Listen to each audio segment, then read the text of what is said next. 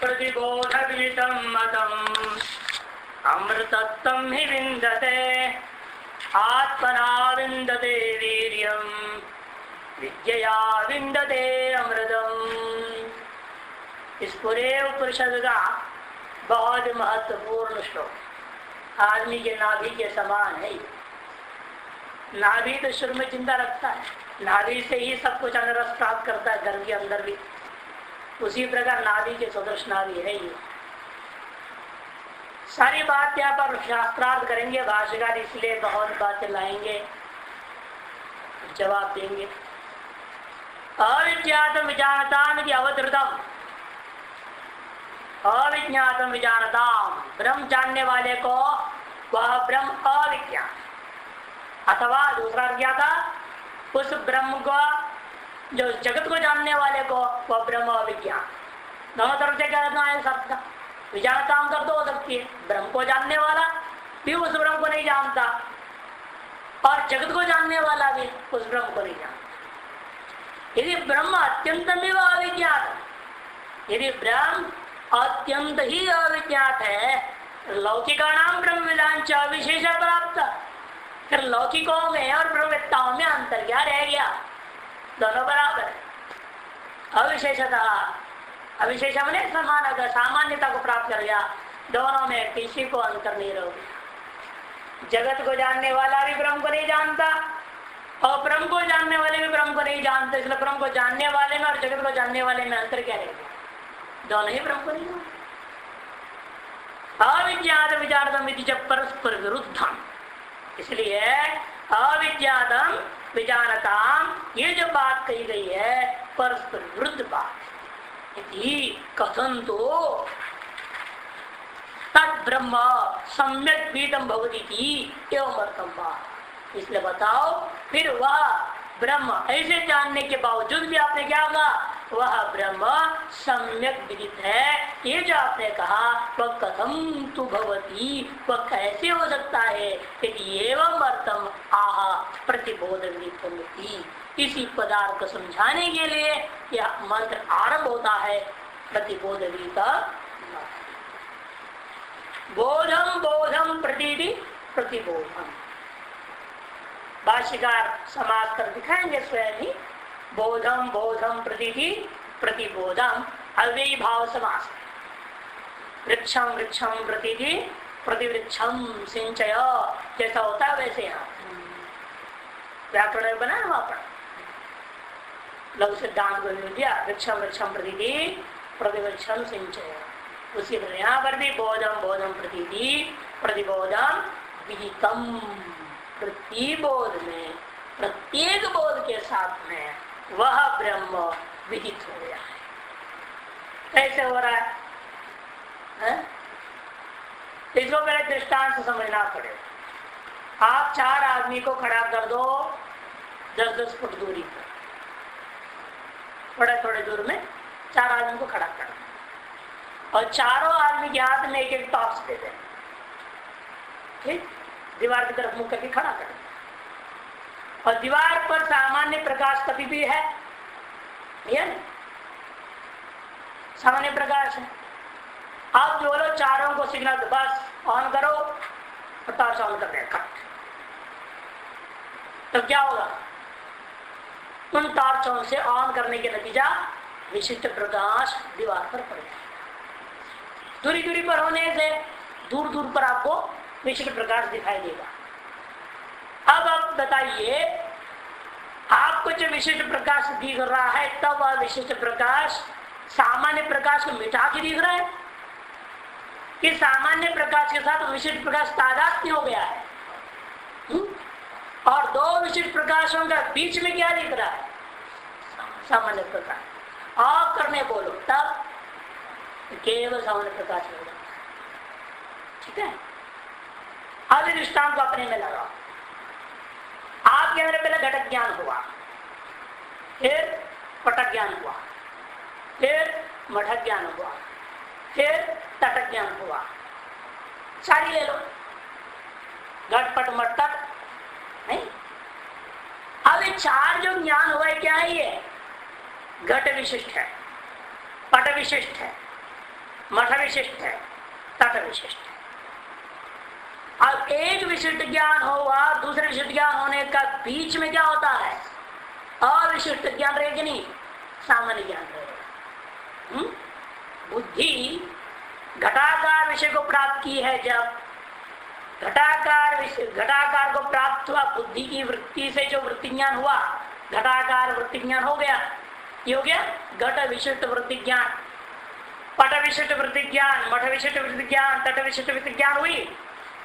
और वृत्ति ज्ञानों का बीच में सामान्य ज्ञान हो रहा है। लेकिन आदमी का अपना स्वभाव है, विशिष्ट ज्ञानों पर हम टिक जाते हैं। वो बीच में होने वाले जो सामान्य ज्ञान पर हम लोगों का साक्षी भाव तो देख रहे हैं उसको।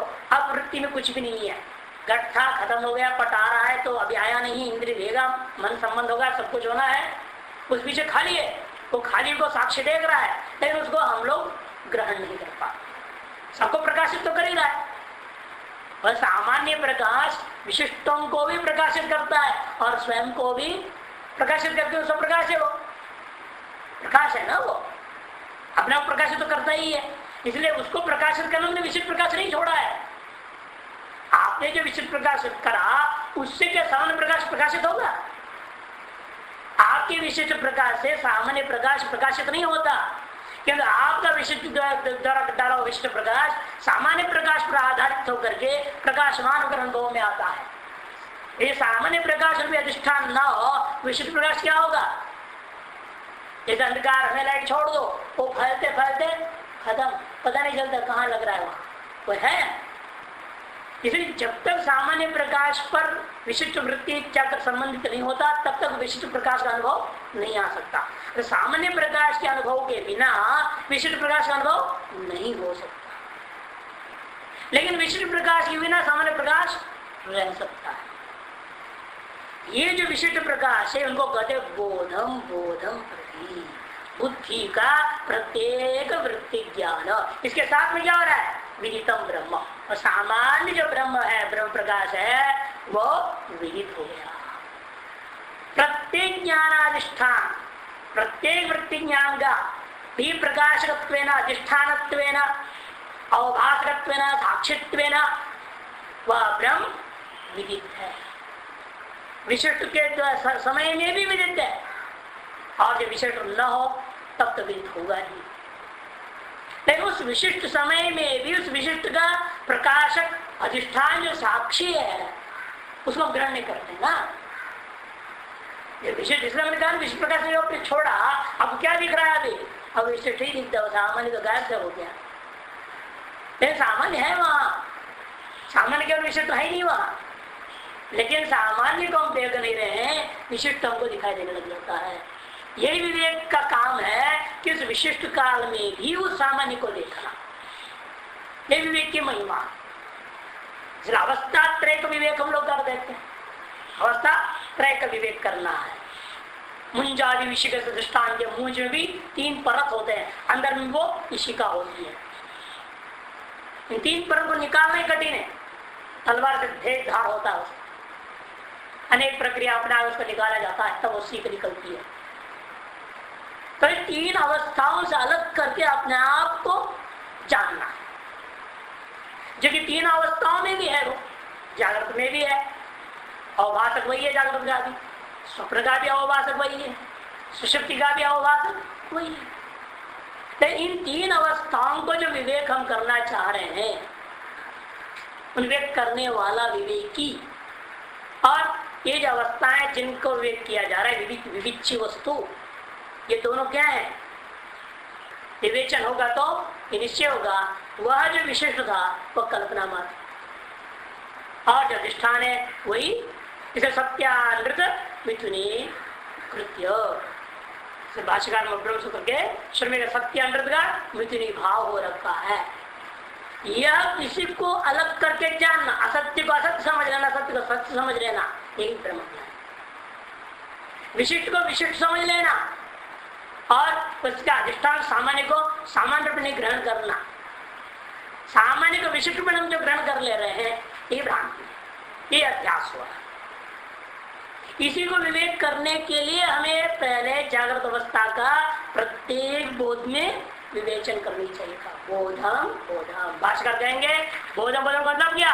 बौद्धा प्रत्यय उच्चन्ते।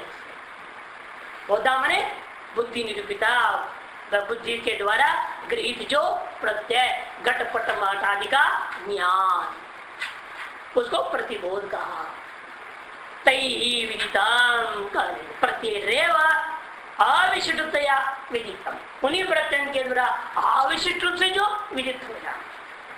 अविशिष्ट का मतलब क्या? सामान्य। और बौद्ध प्रत्यय कितने भी है सब क्या है? विशिष्ट है। बौद्ध ने बहुत दर्शन नहीं लेना है, बुद्धि से है, बुद्धि वृत्तियों से जो उत्पन्न होना वो जो प्रत्यय।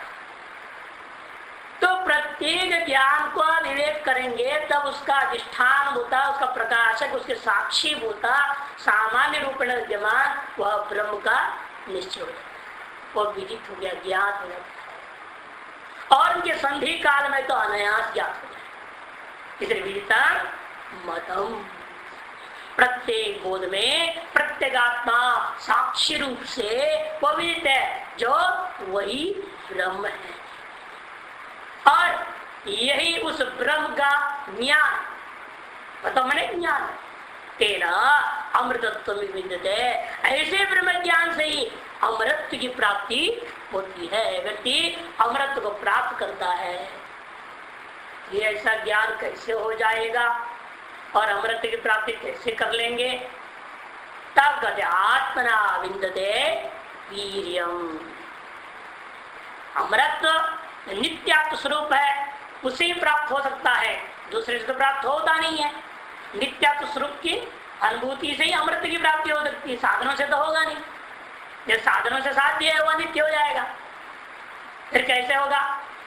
तब कहते हैं ये जितने भी साधन है आत्मना विंदते वीर्यम। आत्मा में ब्रह्मागार वृत्तियां, ब्रह्मागार वृत्ति के द्वारा क्या होगा?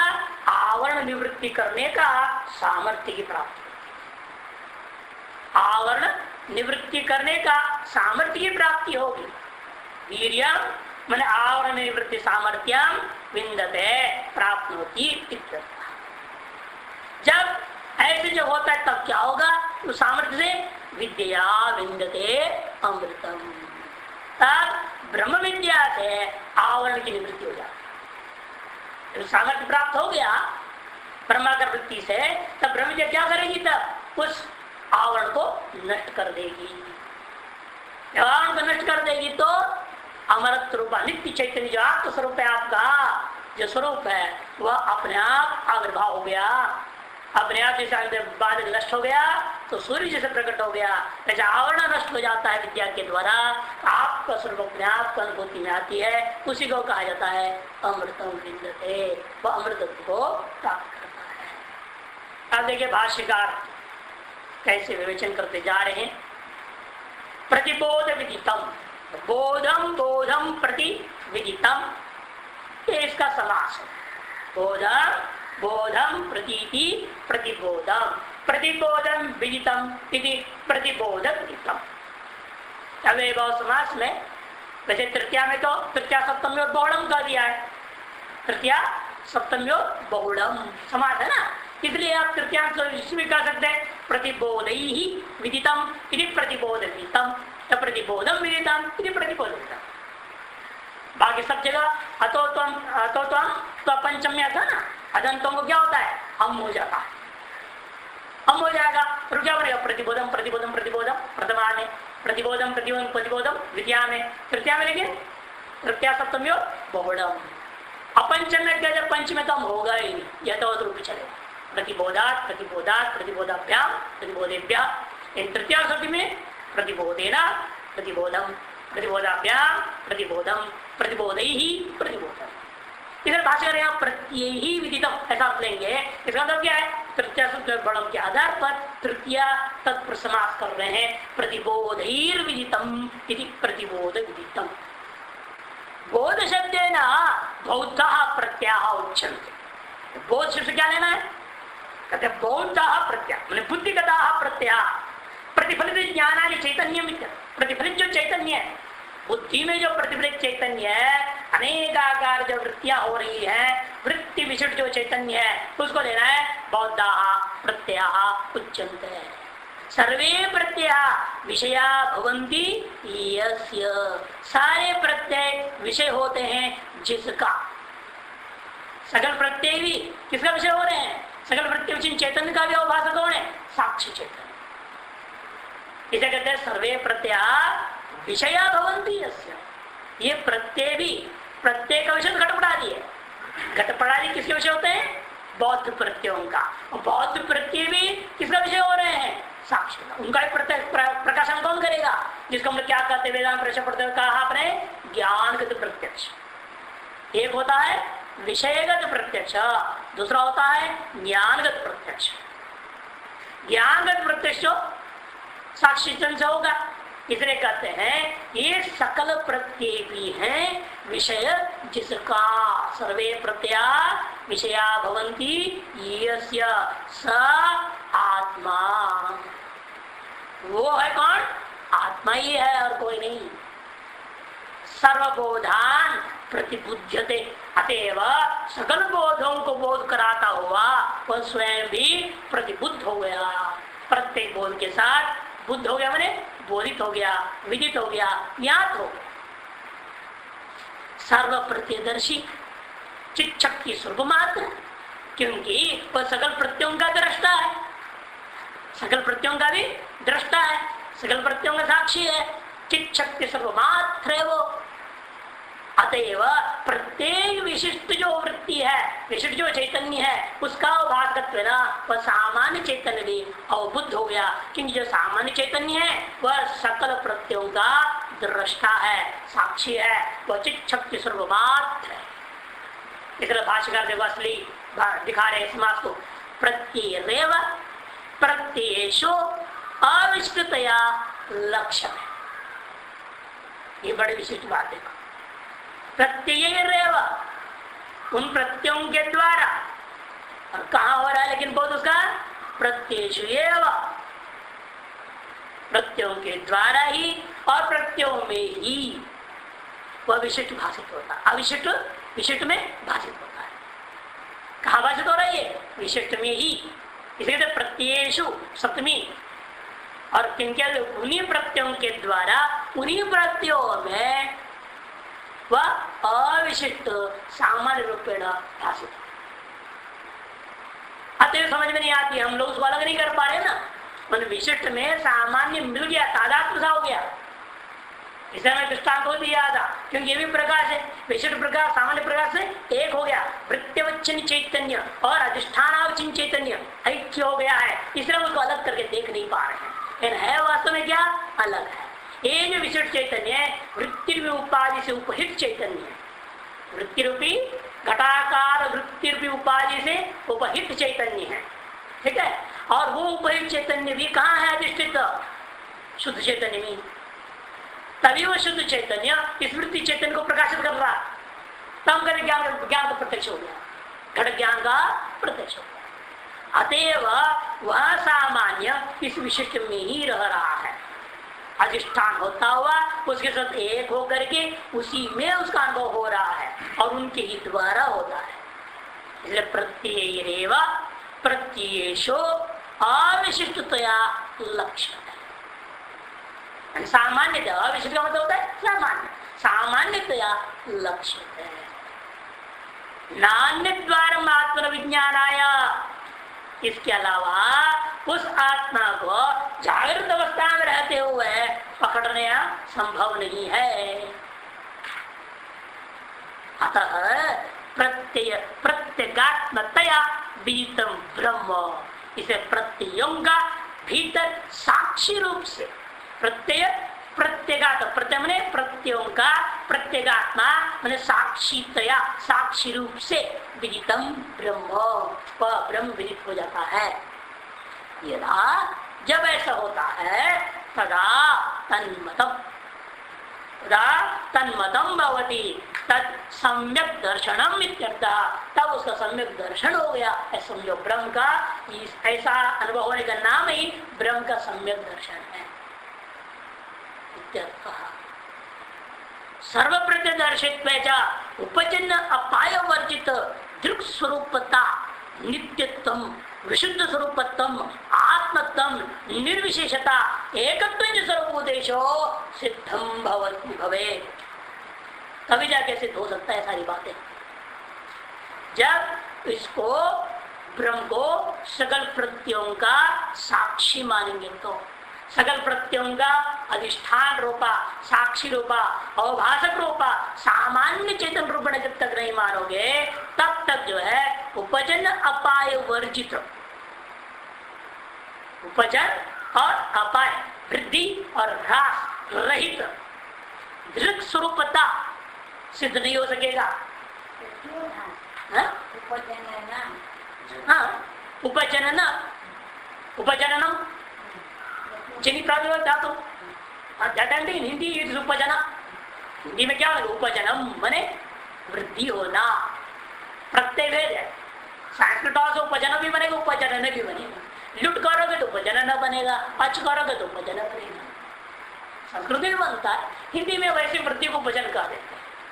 वृद्धि और अपाय माने ह्रास, घटना, बढ़ना, घटना, एतादृश धर्मों से रहित दृक् स्वरूपता बिना सर्व प्रतिदर्शी को माने सिद्धम नहीं हो सकता था। अब क्या होगा? सर्व प्रतिदर्शित्व एतादृश दृक् स्वरूपता सिद्धम भवे। वृद्धि ह्रास रहित दृक् स्वरूपता की सिद्धि हो जाएगी।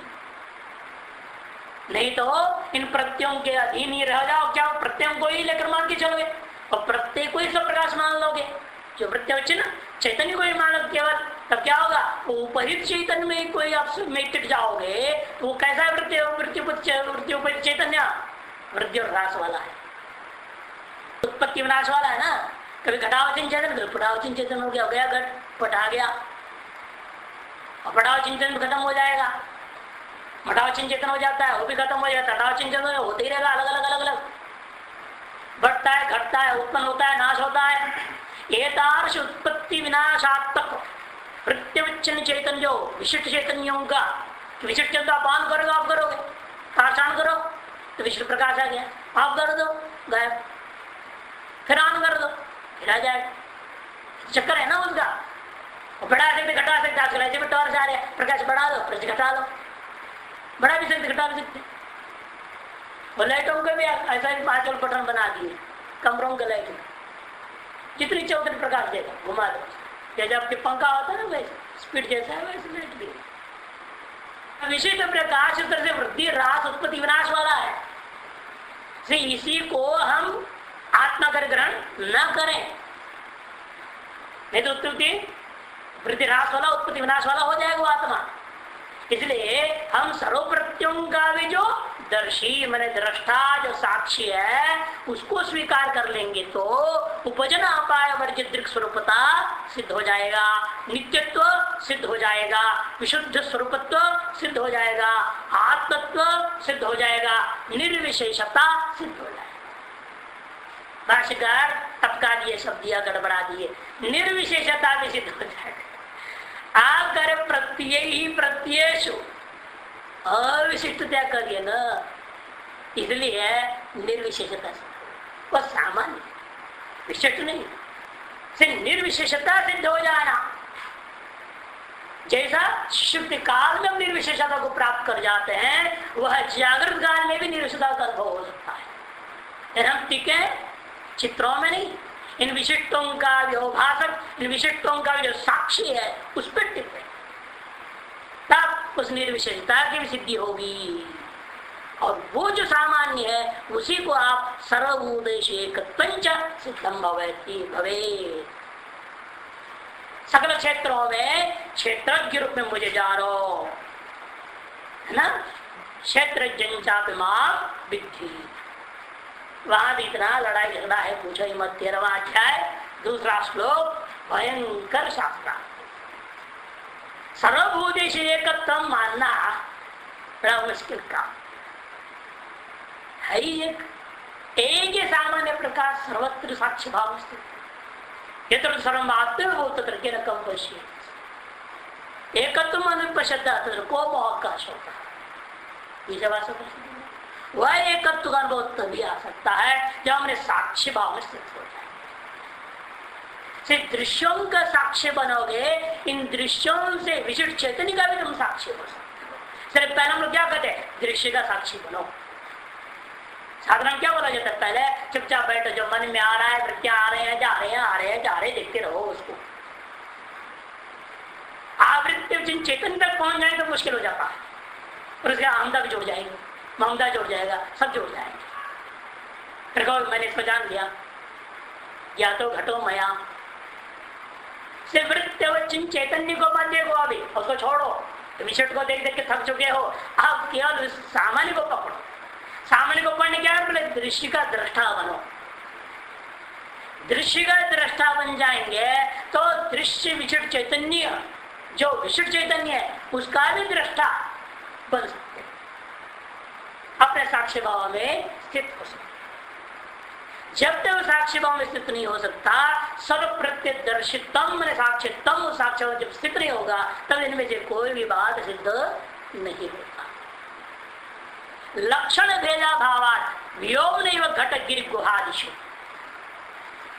क्योंकि सकल भूतों में वो एक रह गया कारण उस पर व्याख्या कर रहे हैं। सकल भूतेषु एकत्वं सिद्धम भवेत्, कैसे, उसी प्रकार जिस प्रकार घट गिरि गुहादि सकल उपाधियों में लक्षण का भेद न होने से एक एव आकाश सकल उपाधि विशिष्ट रूपेण भासते, ऐसा आप जैसे कह सकते हो, उसी प्रकार से यहाँ पर भी कह सकते। विदिताभ्याम अन्य ब्रह्म इति आगम वाक्यार्थः एवं परिशुद्ध एव उपसंहृतो भवति। इस प्रकार से विदित और अविदित से विलक्षण, विदित अविदिताभ्याम अन्य से भिन्न जो ब्रह्म है, वो आगम का वाक्य का जो अर्थ था उसी को यहाँ पर इन शब्दों के द्वारा उस परिशुद्ध करते हुए उपसंहार कर देता है। विदितत्व साक्ष्य साक्ष्यगतत्वेन तद अन्यत्वम् अपि अस्मिन् पक्षे संभवतीत्याह तद्विदित विदित्यादिना। वो भी साक्षी कोटि के अंतर्गत साक्षी का विषय कोटि में आ गया। विदित भी साक्षी का विषय है और अविदित भी साक्षी का विषय है। दोनों का भाषक आपका अपना स्वरूप होता साक्षी चैतन्य है। कि विदित कौन हो गया, ब्रह्मलोक पर्यंत समस्त ब्रह्मांड, और अविदित क्या है, इन सब कारण भूता अविद्या माया, इन दोनों कार्य कारण भाव में स्थित माया और जगत संपूर्ण का सबसे जो असंबंधित होकर असंगोयम आत्मा एवं पुरुष जो कहा गया है, असंग निर्लिप्त होकर निर्विशेष भाव में स्थित वो जो आत्मा जो पुरुष है, जो ब्रह्म है, वो परिशुद्ध स्वरूप है। उस परिशुद्ध स्वरूप का जो पहले उस आगम शब्दों से कहा गया था, उसका इस प्रकार से उपसंहार कर दिया। दृष्टेर दृष्टा श्रुते श्रोता मतेर मंता ज्ञातिर विज्ञाता इति श्रुत्यंतरात्, और श्रुतियां इन्हीं बातों को दूसरे शब्दों में कहा। कौन सी, बृहदारण्य का 4:3-23 और 3:23। अब यहाँ से पूर्व पक्ष और शास्त्रार्थ आरंभ होगा। केचिन मते, केचिन मत क्या हो, एक देशी अपने ही वेदांति के एक देशी इन शब्दों के अर्थ को गलत लगा दिया, गलत लगा करके कुछ और व्याख्या कर दिया। अनेक देशियों के बात उठाएंगे और खंडन कर कहेंगे हमने जो अर्थ किया वही सही है, ऐसे प्रतिबोध गीता मतम, इतने कई अर्थ किए हैं, अभी इतने की पर शास्त्रार्थ हो। यदा पुनर्बोध क्रिया कर्ता यदि बोध क्रिया लक्षणेन तत्कर्तारं विजानाति बोध लक्षण विदितम प्रतिबोध विदितम इति व्याख्यायते। तो क्या कर रहे हैं पूर्व पक्षी, बोध क्रिया का कर्ता को ले रहे हैं, बोध क्रिया का कर्ता, और उस कर्ता को बोध क्रिया लक्षण, बोध क्रिया रूपी निमित्त के द्वारा उसके कर्ता को तत्कर्तारम विजानाति, उस कर्ता को जानता है। ऐसे जानने को कहते हैं उस ब्रह्म को जानना। बोध लक्षणेन विदितम प्रतिबोध विदितम इति व्याख्यायते। प्रतिबोध विदितम ऐसा वे लोग व्याख्यान करते हैं। जैसे अग्नि का संयोग से घट क्या हो गया, लौहित्य को प्राप्त कर दिया, लाल रंग को प्राप्त कर दिया। पहले श्याम रंग था। जब घड़ा बनाया, मिट्टी का जो रंग होता है, गीला मिट्टी है, उसमें आप थोड़ा क्ले भी मिला दिए हैं, चिकना मिट्टी भी, इसे थोड़ा काला काला सा होता है, श्याम घट बोलते हैं। अब इसको भट्टी में डाल के अग्नि का सहयोग किया तो क्या हो गया? लाल लाल होकर के निकल गया। तो आपने लाल घट और श्याम घट दोनों को देखने के बाद अनुमान करते हैं अग्नि क्रिया संयोग से ये हुआ है। वह विदित हो जाता है घट अग्नि क्रिया संयोग से, उसकी रक्त रूपता से घट विदित हो गया। इसी प्रकार से यहां पर भी क्या हो रहा है? मन संयोग असमवाय कारण आत्मनि अचेतन चैतन्य उत्पत्ति, आत्मा चैतन्य में चैतन्य पैदा, आत्मा अचैतन्य है, उसमें चैतन्य पैदा होता है। केवलम श्रुतिवृतम असंभावित आत्मनिर्वत्व नहीं। तो इसको समझाएंगे आगे जवाब देकर के, ऐसा भी नहीं माना जा सकता। घट में जैसा रूप आदि पैदा हो गया क्रिया संबंध होकर के, जरा आत्मा में चैतन्य पैदा हो गया है क्रिया संबंध को होकर के, अतः उस क्रिया संबंध के माध्यम से आत्मा को लक्षित होकर जानने का नाम ही प्रतिबोध विदित होता है। मन आत्मा संयोग हुआ, उस संयोग अनुकूल क्रिया हुई, वो क्रियाओं से ज्ञान पैदा हुआ। मुझे ज्ञान पैदा होना है, कोई बोध पैदा होना है। ज्ञान स्वरूप लोटी में नहीं, उनके मत में वो क्रियाजन्य वस्तु है। बोध आत्मन संयोग अनुकूल क्रिया के द्वारा जब आत्मन संयोग हुआ तो उससे जन्य है। और जब ज्ञान पैदा हुआ तो आत्मा जो जड़ था, अचेतन था, उसे चेतनता आ गई, और उससे चेतनता आई तो हमने आत्मा को जान लिया। अतएव बोध जनक जो क्रिया, बोधानुकूल क्रिया या बोधात्मक जो क्रिया, जब विजानाति बोधन जानाति क्रिया है, जानना रूपी क्रिया के द्वारा आपने अपने आप से उत्पन्न ज्ञान को अनुभव किया ना, उसका अनुभव के माध्यम से आप कहेंगे इस ज्ञान का अधिष्ठान रूप आत्मा विदित हो गया। ज्ञानाधिकरण आत्मा का जो बोध होता है, जानना होता है, वह जानादि क्रिया के लक्षित होता है। यदि बोध जानादि क्रिया न होती तो ज्ञान पैदा नहीं होता, ज्ञान पैदा नहीं होगा तो जड़ तो कैसे जानते हम? उस आत्मा को हम नहीं जान पाते।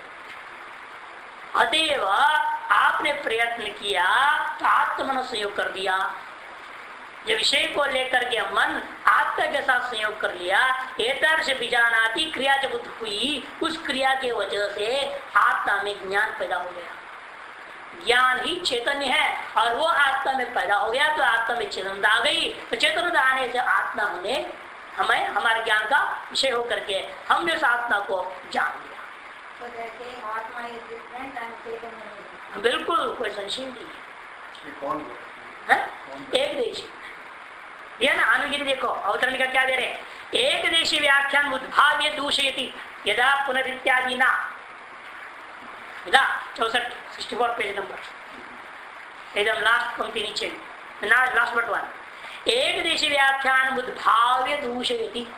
एक देशी पहले मानते थे, किसी भाष्यकार के पूर्व आचार्य बहुत हो गए हैं ना, वो भी सब अपने आप को वेदांती मानते थे ठोस, और अपने अपने अलग व्याख्या कर रखे थे।